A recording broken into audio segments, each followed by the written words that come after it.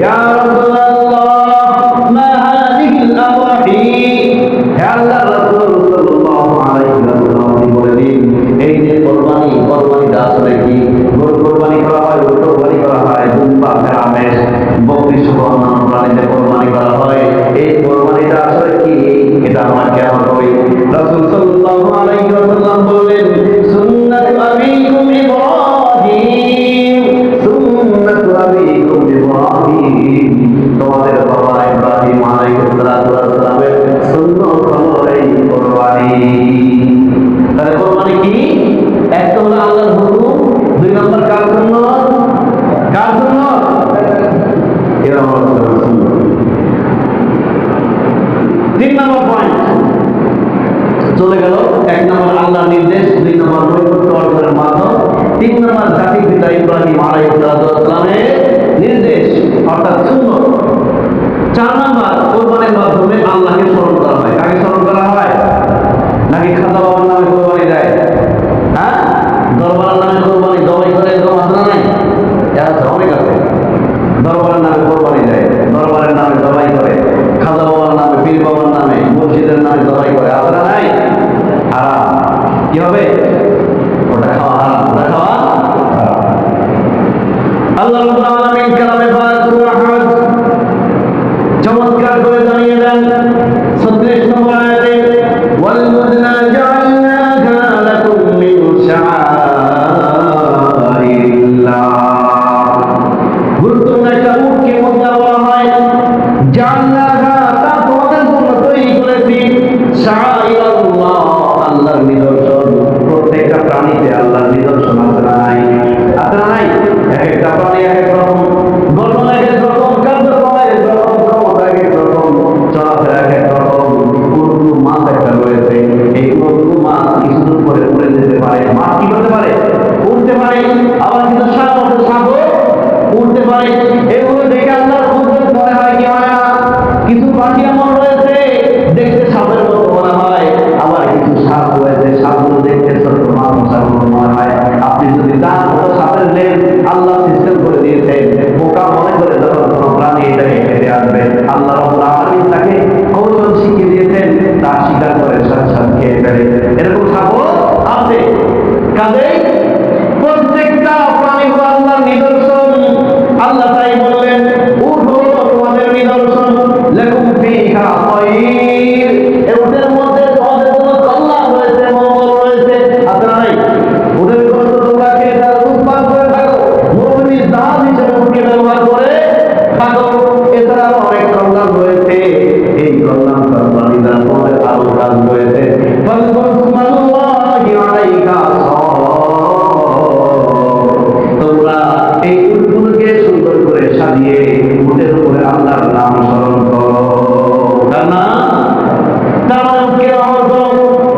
তারপরে কি করবো? পয়লা ওয়াজতুহা, যখন সেটা নহর করার পরে নিস্তেজ হয়ে পড়ে যাবে, নিস্তেজ হয়ে পড়ে যাবে, জীবন যখন বের হয়ে যাবে। এখান থেকে আরেকটা কথা বলি, কসাইরা গরু জবাই করার পরে, কোরবানি দেওয়ার পরে ছুরি দিয়ে কষে গুঁতা দেয়, কষে গুঁতা দেয় কি দেয় না? দেয় কি দেয় না? কখনো এটা করা যাবে না। আল্লাহর প্রাণীটাকে জান বের হওয়ার জন্য সুযোগ দিতে হবে। জবাইয়ের জন্য যত ধারালো ছুরি ব্যবহার করা যায় তত উত্তম, কারণ কষ্ট দেওয়া আল্লাহর হাবিব নিষেধ করেছেন। কে নিষেধ করেছেন? যখন এই প্রাণী একেবারে নিস্তেজ হয়ে যাবে, আল্লাহ রাব্বুল আলামিন বলেন ফাকুলু মিনহা মা তু'ইমু, তাহলে তোমরা সেখান থেকে নিজেরাও খাও। ওয়া তা'মুল কানিআ ওয়াল মু'তার, এবং তারা মানুষের কাছে চেয়ে যায় এরকম গরিব রয়েছে, ফাইল রয়েছে, তাদেরকে দাও। আর কিছু গরিব এমন রয়েছে গরিব, খাবার নাই, কিন্তু আত্মসম্মানের ভয়ে কার কাছে চাইতে যায় না। আছে না নাই? আছে। এই দুই শ্রেণীকেই তোমরা দিয়ে দাও। কাযালিকা সাখখারনাহা লাকুম, আর এভাবে করেই, এই কারণেই আমি আল্লাহ রাব্বুল আলামিন এই প্রাণীগুলোকে তোমাদের অনুগত করে দিয়েছি। কি করে দিয়েছি? অনুগত করে দিয়েছি। লাআল্লাকুম তাশকুরুন, যাতে করে এই নিয়ামতগুলো পেয়ে তোমরা আল্লাহ রাব্বুল আলামিনের শুকরিয়া আর কৃতজ্ঞতা প্রকাশ করতে পারো। তাহলে উটের সাথে সাথে সব আছে যেগুলো কোরবানি চায়। কোরবানি করা কি? এগুলো আমরা কেন করবো? কোরবানি করবো আল্লাহর নাম উচ্চারণ করে, কোনো গায়রুল্লাহর নামে কোরবানি করা যাবে না। এবং কোরবানির পশুকে অতিরিক্ত আঘাত দিয়ে জান বের হওয়ার আগে পায়ের এখানে কেটে দিচ্ছে, ওর পাশে কেটে দিচ্ছে, তারপরে গুঁতো দিচ্ছে ছুরি দিয়ে, এটাও করা যাবে না। স্বাভাবিকভাবে যখন সে নিশ্চিত হয়ে যাবে, তার আত্মা যখন বের হবে, জীবন যখন বের হবে, তখন কাটাকাটির মাধ্যমে নিজেরাও তোমরা খাবে এবং যারা চায় তাদেরকে দিবে, কিছু দরিদ্র যারা চায় না তাদেরকেও তোমরা দিবে। তাহলে কোরবানির মাধ্যমে স্মরণ হবে কার? কার স্মরণ হবে? আল্লাহ। 4 নম্বর পয়েন্ট, ভেরি ইম্পর্টেন্ট, সবচেয়ে গুরুত্বপূর্ণ একটা বিষয় এটা।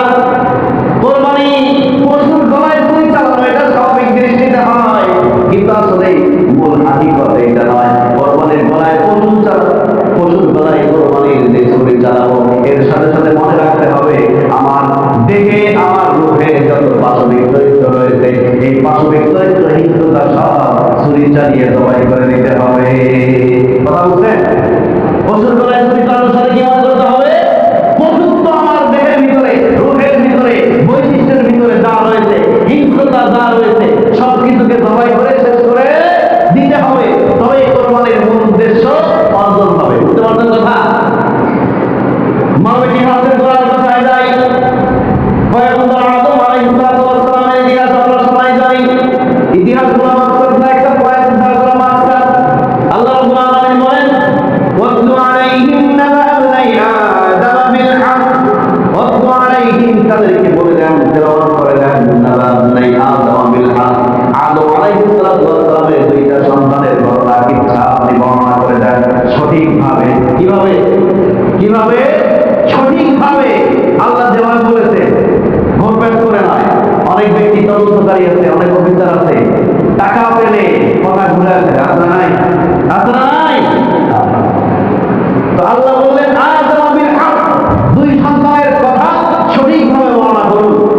ইয ক্বাররাবা কুরবানান ফাতুকবিলা মিন আহাদিহিমা, যখন দুই সন্তান, দুই ভাই কোরবানি করেছে, ফাতুকবিলা মিন আহাদিহিমা, দুই ভাইয়ের মধ্যে এক ভাইয়ের কোরবানি কবুল করা হয়েছে। কয় ভাই? কয় ভাই?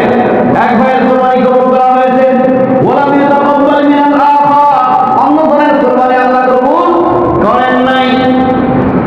যার কোরবানি কবুল হয় নাই, যার চাওয়া পূরণ হয় নাই, এ ব্যক্তি এখন বলতেছে আল্লাহ তুলান্নাক, আমি আল্লাহর বিচার মানি না, আমি অবশ্যই তোরে হত্যা করবো। তোরে কি করবো? আমার কথা শুনছ নাই, আমি আমারটা পাই নাই, তোকে দিতে দেবো না, তোকে মেরে ফেলবো। কি করবো? কে বলেছে? কাবিল বলেছে। কে বলেছে? কাকে বলেছে? হাবিলকে। কাকে বলেছে? এবার হাবিলের মধ্যে দেখেন কি, ভালো করে খেয়াল করবেন, অনেক বড় একটা শিক্ষা আমাদের এখানে রয়েছে, আমাদের জীবনে যেটা খুবই গুরুত্বপূর্ণ এবং প্রয়োজন।